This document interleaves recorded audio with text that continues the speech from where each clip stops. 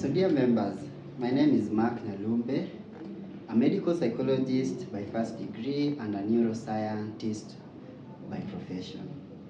Currently, I was nominated to vie for the Medical Psychology Association of Kenya chairmanship position, an association with the cream de la cream of Kenya's health psychologists. During this nomination, I've received several queries, but two of them stand out the most.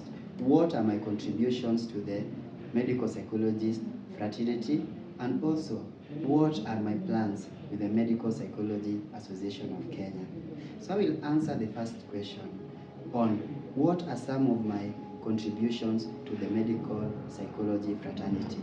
One, you realize that I'm the first ever medical psychology to volunteer 5 years of his time just trying to find innovative ways to learn, to interact, and also to be successful in the field of psychology.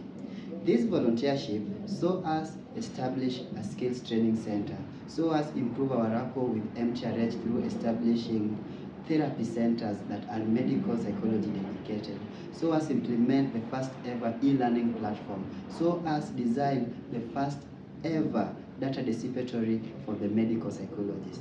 And also, I'm a well-published medical psychologist, recognized by global journals. Oxford recognizes me, Cambridge recognizes my work, International Journal for Mental Health Systems recognizes my work, International Society of Neuroscience and Neuropsychology recognizes my work. And all this, what it has benefited the medical psychology fraternity, it is put us outside there. Through my stay in the department, I've been able to follow one class from first year to fourth year. A class that I'm happy to report that for the first time produced the best overall in the School of Medicine. And the clinical group that I was attached to, I'm happy to report that it produced 3 of the best students in the School of Medicine. So what does this show you? My hands are full of blessings. If you're part of me or you give me a task to fulfill, everything will be successful as it has been in the past. I don't want to bore you with so many achievements. As many of you know, people have worked with like Lucindy, like Damian, like Keith, like Laura, like Daisy Mayo, like Faith Chepkorir, like Alian, and so many other more, Jean Loris, and so many other more. Secondly, what are my plans with the association? So I will just mention these plans and you can read more about them in my manifesto. So the first thing is we are going to digitalize this association. And we're going to digitalize this association so that we are more visible to the world. How will we do this?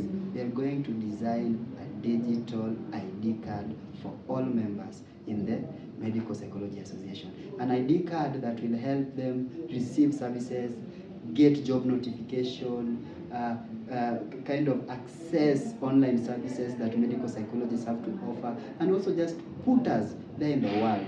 More details about this ID is provided in my manifesto.